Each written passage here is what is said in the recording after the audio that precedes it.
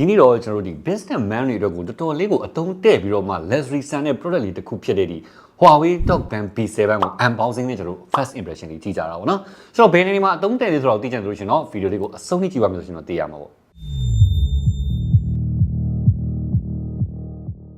Okay အဲ့တော့ကျွန်တော်အရင်ဆုံးဘူးထဲမှာဘာတွေပါလဲဆိုတော့ဖောက်ပြီးတော့မှကြည့်ကြတာပေါ့နော်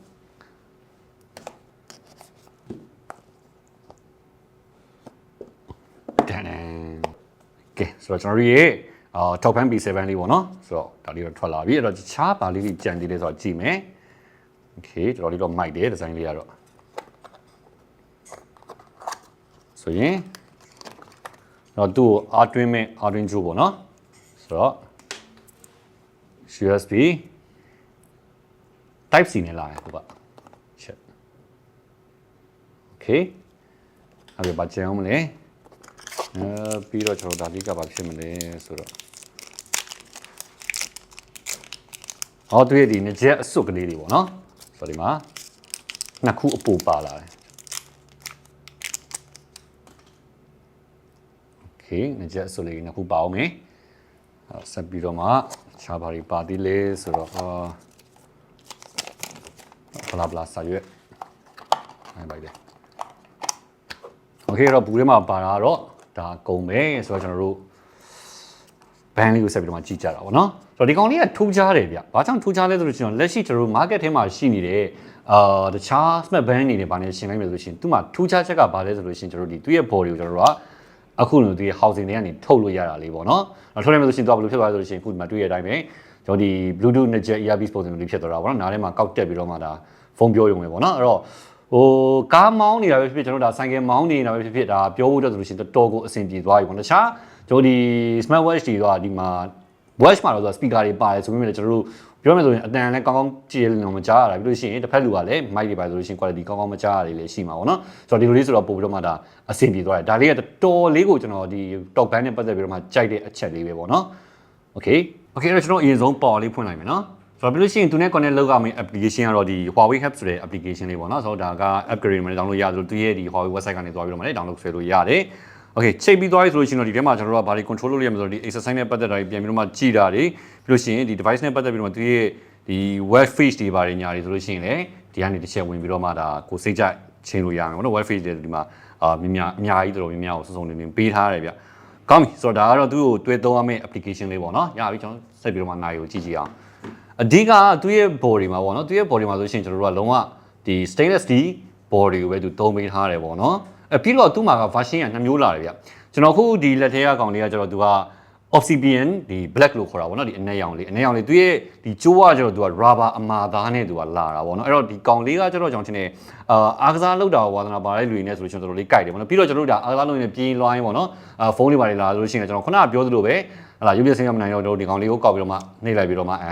နေချက်ထဲကိုကောက်တက်ပြီးတော့မှဒါနားလေးကိုစွတ်ပြီးတော့မှပြောရုံပဲပေါ့နော်မစိုးတော်တော်လေးကိုဒါမိုက်သွားတယ်နောက်တစ်ချက်ပို့ပြီးတော့မှကောင်းတာအခုဒီ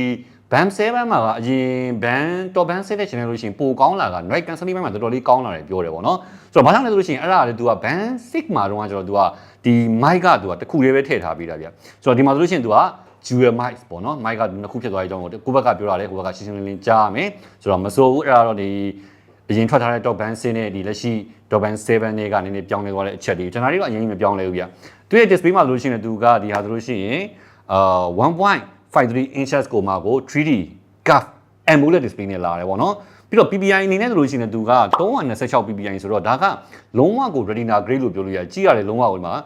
ဆူဆူပြပြနဲ့တော်တော်လေးကိုကြည့်လို့ကောင်းတယ်ပေါ့နော်ဆိုတော့အဲ့ဒီပြင်မှာဒီပေါ်မှာသူ coding တုတ်ထားပြီးတာက anti fingerprint film ကိုတုတ်ထားပြီးနေဆိုတော့တုံတန်ကကျွန်တော်ဒီ web share display မှာက band display မှာကလာပြီးတော့မှလက်ပွေရိုက်ပါအရင်ကြီးကျွန်တော် page န်နေမှာမျိုးတိတ်ပြီးတော့မှဒါစိုးရင်စရာမလိုဘူးပေါ့နော်အထူအနေနဲ့ဆိုရင်ကျွန်တော်သူကဟိုလောက်ရှိမယ်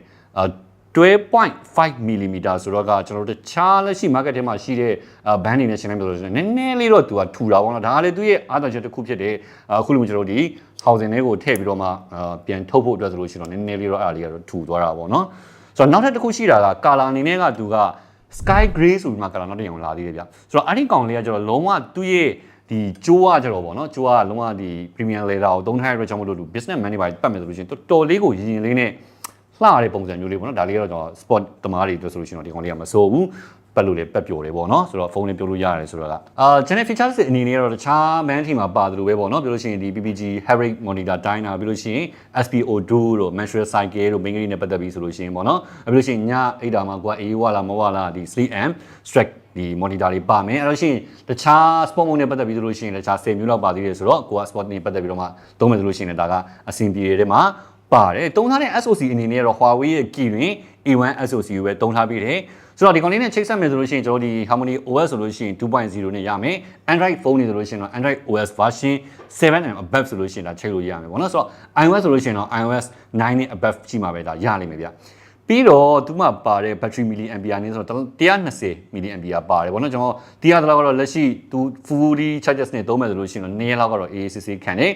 အဲ့ဒါမှကျွန်တော်အားပြန်တွင်းမယ်ဆိုလို့ရှိရင်သူကဒီမှာ USB Type C ပေါင်းနေလာတယ်ပေါ့နော်ဆိုတော့ပြီးတော့ IP rating အနေနဲ့ကလည်း IP57 rating ပါပြီးသားဗျဆိုတော့ဒီ Type C ပေါက်ကလည်းသူကရေဝင်တာနဲ့ပတ်သက်ပြီးတော့မှခံနိုင်ရရှိအောင်လို့သူလုပ်ထားပြီးလို့ပြောတယ်ဒါပေမဲ့ရေဟိုဘန်းကြီးကိုလက်ထဲမှာပတ်ထားပြီးတော့မှရေကူးရိုက်ပါတော့မလုပ်စီချင်ဘူးပေါ့နော်အဲ့လောက်ကြီးရှိတော့သူအနေနဲ့IP rating strong တော့မဖြစ်ဘူးဗျဆိုတော့အဓိကအနေနဲ့တော့ဒီမှာအားသာချက်ကတော့ကျွန်တော်ခုနပြောသလိုပဲတခြားဘန်းတွေနဲ့ကွာသွားတာကဒီ housing တွေကနေထုတ်ပြီးတော့မှဖုန်းကိုAACC နဲ့ကိုနားမှာ clear ဖြစ်တာကြာ AACC တာပြောလို့ရတာလေးကသူရဲ့အဓိကအားသာချက်လေးပဲဖြစ်သွားမှာပေါ့နော်ဆိုတော့ကျွန်တော်အနေနဲ့ဒီ Huawei Talkband B7 လေးကျွန်တော်ဘယ်လိုမြင်လဲဆိုလို့ရှိရင်ဗျာလက်ရှိအနေနဲ့